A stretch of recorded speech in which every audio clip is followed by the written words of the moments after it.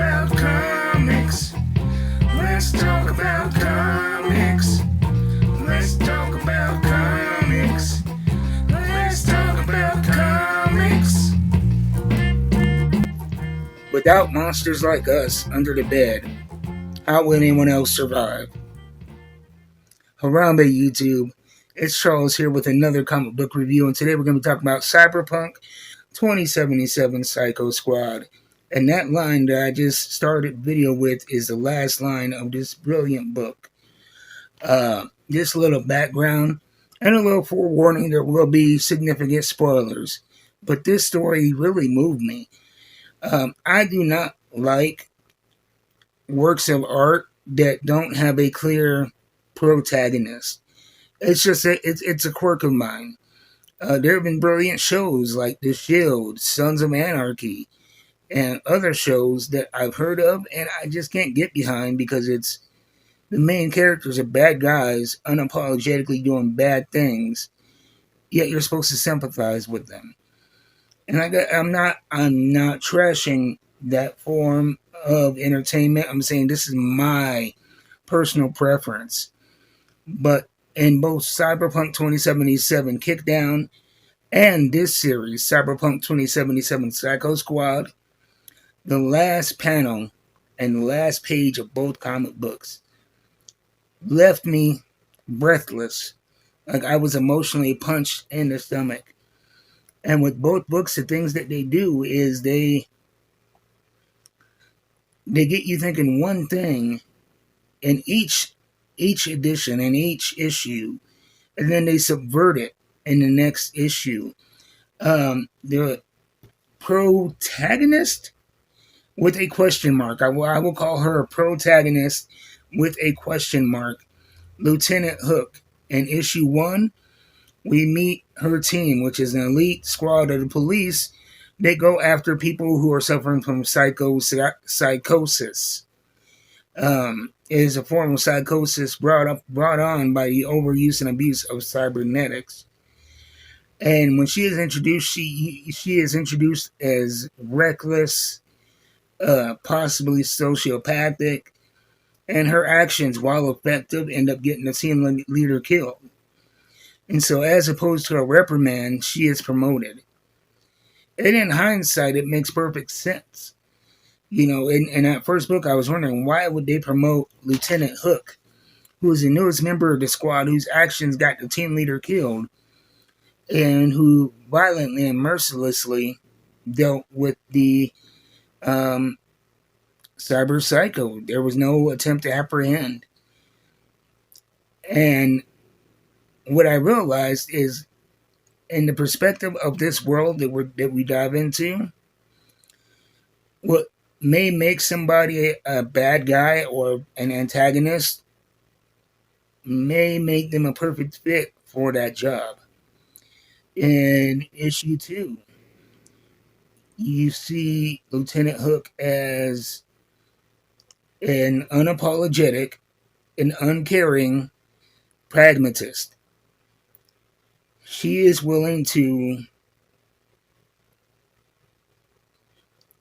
go to horrible lengths to do her job and use and hurt people in the process if it accomplishes her goal. We see this in a scene where they stop a cyber psycho who is robbing somebody on the road, and as opposed to either bringing them in or killing them right away, they had been disabled in the battle, and so she left them out in the middle of the desert as bait because she knew that the cybernetics implanted in him were valuable. And when this guy was coming down off of his cyber psychosis, you could see the turmoil that he was in, the regret, the pain. At that point, he was close to begging for death. But she left him out there, injured, thirsty, emotionally broken. And when a team member showed the slightest bit of sympathy, she cold-heartedly sent him out there and told him to give him a drink of water, knowing that it was going to put his life in danger.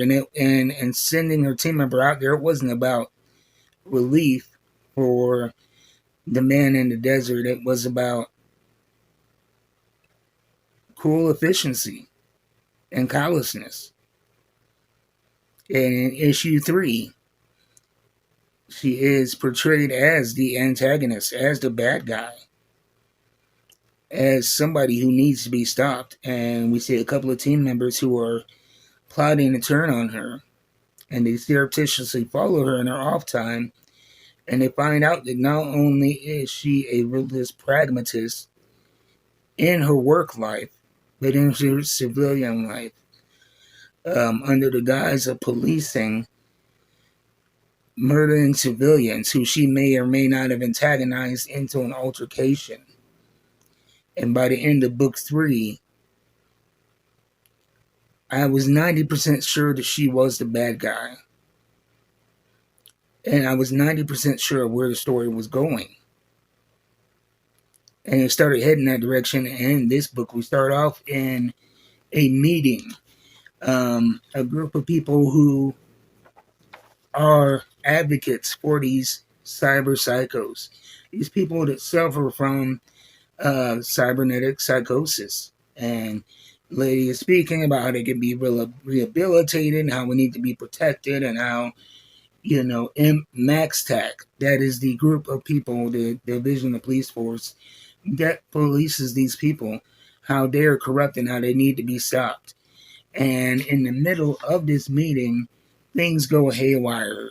Shots ring out, people start dying, it is absolute chaos, and you find out that they're under the attack of a cyber psycho. And MaxTac, they come in, and when Lieutenant Hook enters, her team, their response is horror. Her response is kind of a gleeful, I told you so, kind of laughing at the irony of these bleeding hearts, as she put it, being mowed down by somebody who is in cyber psychosis. And one of her team members, when they find out who the cyber psycho is, they corner him and she is about to kill him. And the team realizes at that point it is a child who is coming down off of his cyber psychosis. And for the team member that was having issues in the last issue, he literally stops her and gets in the way of her shooting this child. And she instantly fires him from the team. And there is a split in the team. And like I said, at this point, in my eyes, Lieutenant Hook was still the antagonist. And really, she is a bad person. But she is beautiful, if nothing else. Just another note from the last issue, one thing that they discussed about her is that while she is a wild card and unpredictable, she has a 100% rate of dealing with cyber psychos, but no arrest. And so you see that she really takes glee in ruthless efficiency. But anyway, they track down the young man to his apartment via his identifying his father. And when they get to the apartment, they find that the team member who was let go, who was fired, had tracked them, and he was trying to protect the family. And you find out that the father, what he did with the cybernetics for his son was to give him a shot in professional sports, to get him a heads up. The father was a quarterback and kind of living, through his son. And and you find out that the son's cyber psychosis didn't start at the meeting, but it started within his own home. I will leave that as a spoiler for you, but it is nasty work. And when we get to the final, altercation of this, the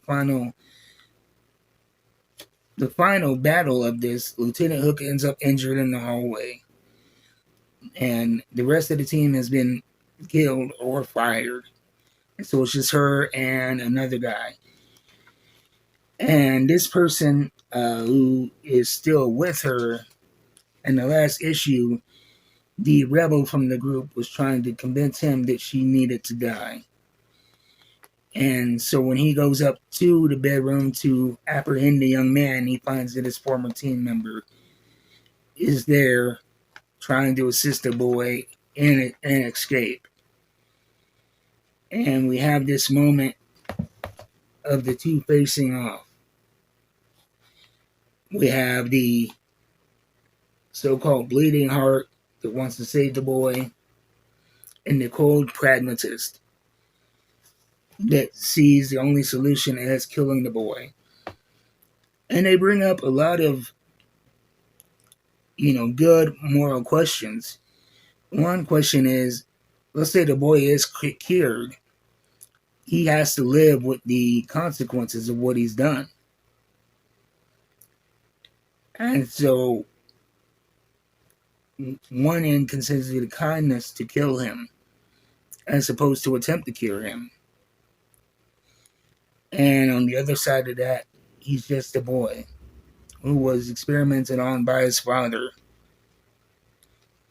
And you see common sense in both of these viewpoints. And while he's just a boy, he is dangerous. And that page ends with, you see Lieutenant Hook in the hallway, bleeding but still alive. And you hear you see two gunshots, bang, bang, in the distance. And you don't know what happened. Who lived, who died? Is the boy alive? What's going on? And Stepovic. Stepovic is the one that was with Lieutenant Hook, the one who was still faithful to the squad. And the last few lines here, he picks up his lieutenant, and she says, Mutt was right. I am a monster. Stepovic says, I know, boss, but this is Night City. And then he says, without monsters like us under the bed, how would anyone survive? And in the context of things, yeah, it makes sense why she was promoting.